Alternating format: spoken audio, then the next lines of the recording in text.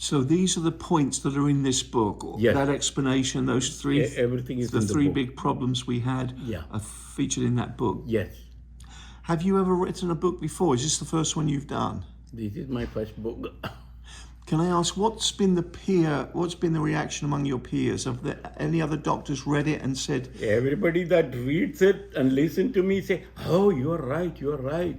But I cannot get the masses to read it. That's the problem.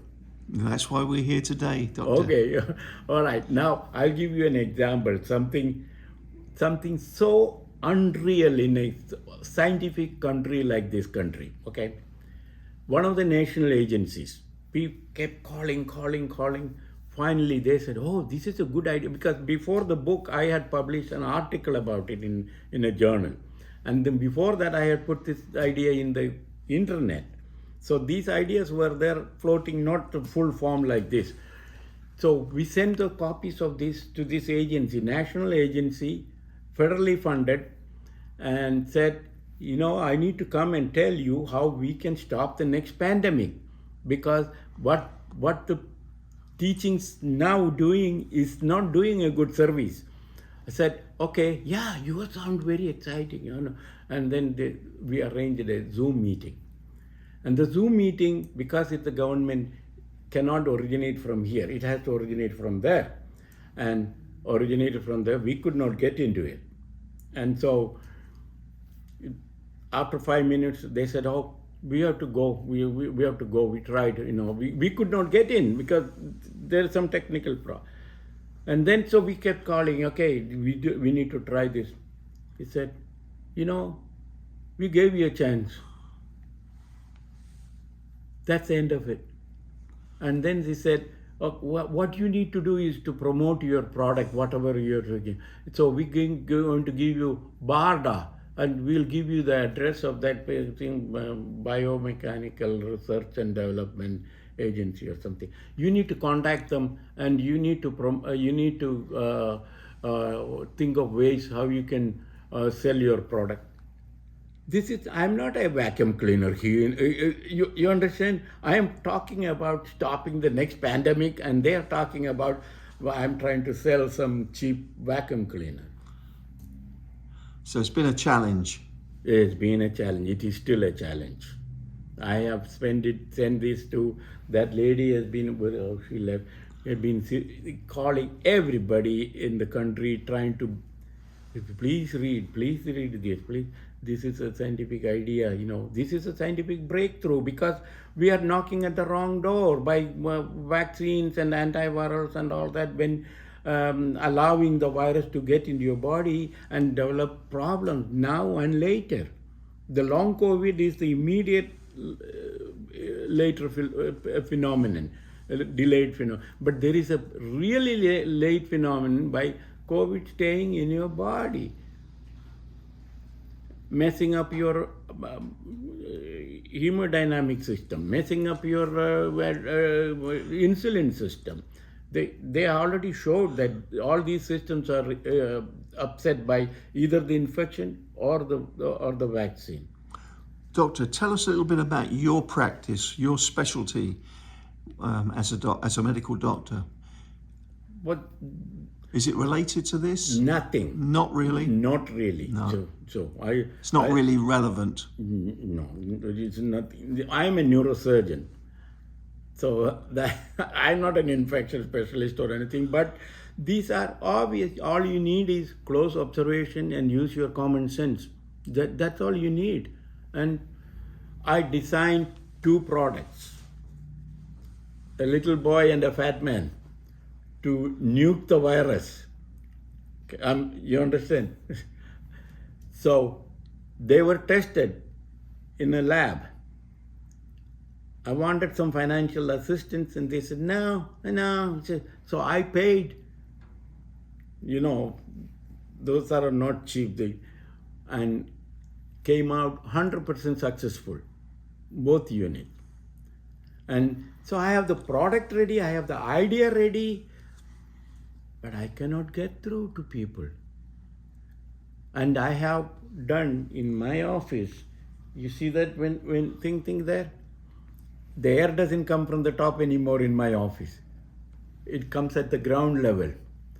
And when it goes to the ceiling to go up, it takes all the dirt out with it. This I call the self-cleaning airflow system. So the answer would be to do that in everyone's house, in all the offices. That government has to give a ruling that any new building should not have the inlet and outlet at the same level. You can either have the inlet here, outlet there, or the reverse. Either way, the air has to travel the whole room before it can get out. That is a fundamental, simple thing that I'm trying to get through. And one of the health officers in this state told me, oh, all this is too much expense and too much thing. We will be okay with the mask and social distancing. And then in the book I am asking, since when is saving human lives too expensive? You know, human life is it should be considered worth saving, spending some money. You know, when we are spending billions of dollars for camping out in Mars and space travel and all that, can we not spend some money to save a few more lives? And the other thing is, I was feeling sad that some movie industry will come and get my idea to make a movie, and that will come before the real thing comes. You know, that'll be a joke. You know, I have classified people of five types in relation to the COVID management. Okay. The first group is the people who do all the scientific work in the labs and rat cages or bat caves everywhere, go there, and hard-working people. They are the backbone of the research and development. The second group takes out the information from the first group and digest them and make ideas that are presented to the politicians. See, these are good ideas, these are bad ideas, this is direction we should go. That's the second group. Third group is the politicians. They are not experts in any area, but they are going by what the second group tell them. And the fourth group is the media that takes out all these things and then present it to the public for their understanding. That's the fourth group. The fifth group is of the consumers. The fifth group is the beneficiaries for all this work done by other four groups. But if somewhere there is a weak link, the beneficiaries become victims. And that's what happened in the pandemic management. We became victims. And the weak link was the second layer of people, WHO and the kind. They misled the people. And then they accused the victims being misleading statement. They are panicking. I know they are saying something because what they are telling them to do is not working. For example, let me give you an example. 6 feet distancing.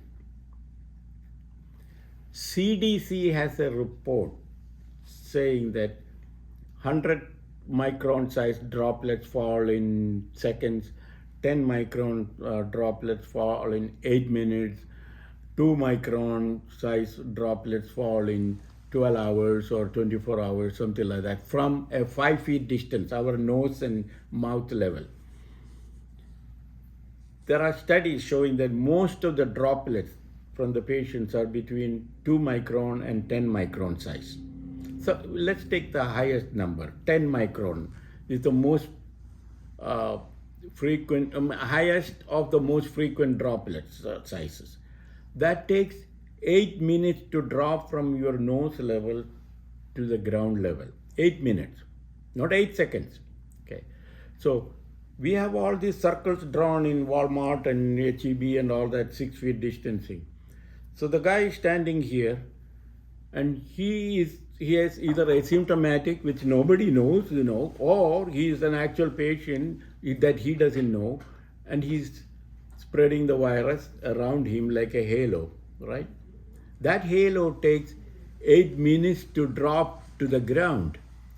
How many people following this rule can walk through that halo? 20, 25 before this completely drops down?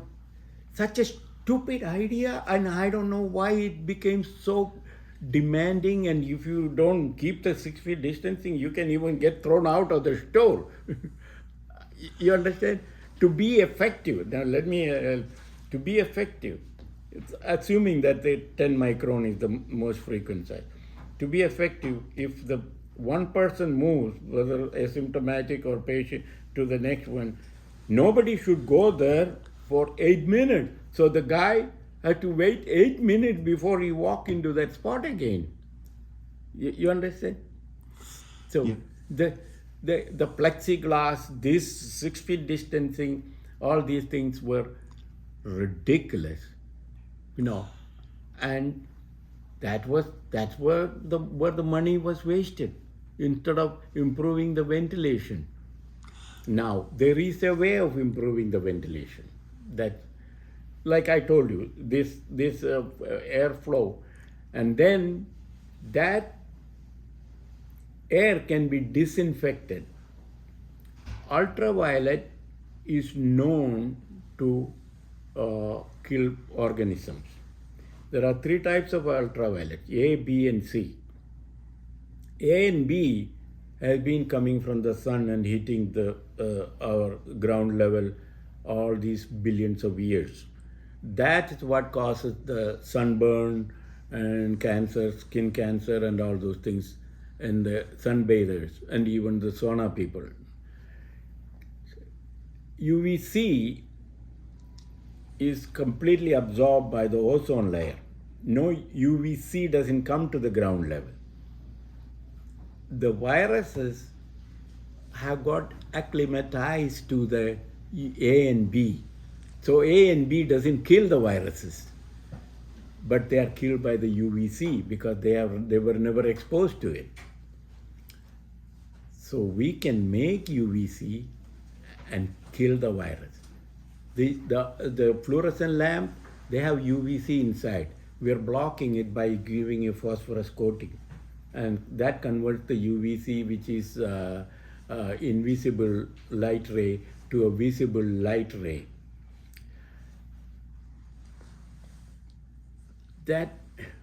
Okay. So UVC is being used now several ways. In the airports and all that, some of the Asian countries, I don't know, in the Western world I have not seen many, they have the UVC lights flashing out from the top. What they have to do is, before they turn on the UVC, they have to empty the room completely, because if you hit the UVC, you will develop cancer and cataract and DNA changes and all that. So FDA and WHO has put restrictions on them, and that is the right thing to do. The other thing is, UVC is a light ray. It cannot bend down. It can only go straight line. So if you have instruments one on top of the other like this in the surgical floor, and you hit the UVC, it's a surface disinfectant. It doesn't go underneath. So, and then there are some UVC units like boxes where you can put your phone or pen, and that has very limited use. But we know that UVC is good. Why did the people not think of a way of using that UVC to kill this virus? They were just saying, WHO said don't use UVC, so we are not even going to look in that direction.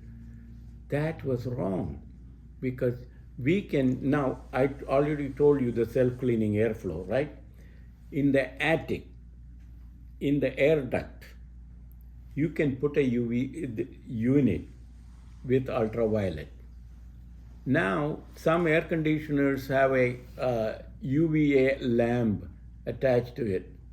A lamp, just a simple lamp in the airflow direction. Doesn't do anything because you have to have UVC contact with the virus for a fixed amount of time. The air going like that cannot look at the light, get blinded, and commit suicide. You understand? Not only that, UVA has no effect on the viruses. You want to ask something? Only to ask, you haven't had a lot of success yet with the federal or the state agencies in listening to you and understanding your analysis of this. And there's probably no reason to bring party politics into this, but we've got a new administration coming in at the federal level in January. Do you all hold out any hope that with a new team within the health department in Washington, that people might listen to you?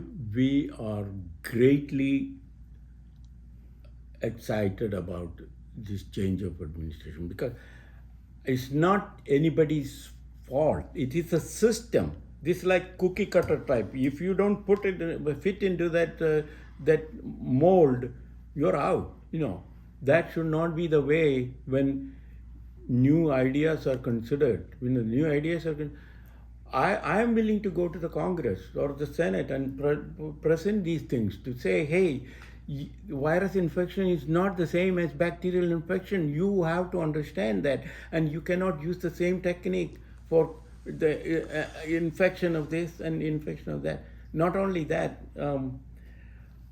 I have a theory that the same reason of relative low humidity with low temperature, with low airflow is the reason for our seasonal flu. There is no other reason. Neither the flu doesn't multiply in cold weather outside and then come inside. This is the reason. Our air conditioner is the reason. So in countries that don't have air conditioning, there's less flu. That's right. In the tropics, there is no flu. They don't have seasonal flu in the tropics. This is only in the cold climate areas. Well, Doctor, can you show the book again? Let's the viewer see the book. The front of the book, front cover, so we can see it again. Corona, Be Not Proud, your new book. Where can people find this book? And Amazon. Just print the name Corona Be Not Proud, it'll come out. Anything else you'd like to say? I was just going to show you, this is what is happening. Why I say air conditioners spread the infection. You see that the air, there is no cross flow of air, and if the virus is inside the thing, they are incubating people with the virus, and that's what happened in the pandemic. And so the book is available on Amazon. Yes. If anyone wants to contact you directly, how do they do that? You've got an email address or a website? Well, you can always contact me through my office or through Rosalie. She's my phone number? Businessman. What number? Well, yeah, it's 541-1220. 956 541-1220. Thank you so much. We've learned a lot. Okay. Appreciate this interview. Okay. Thank you.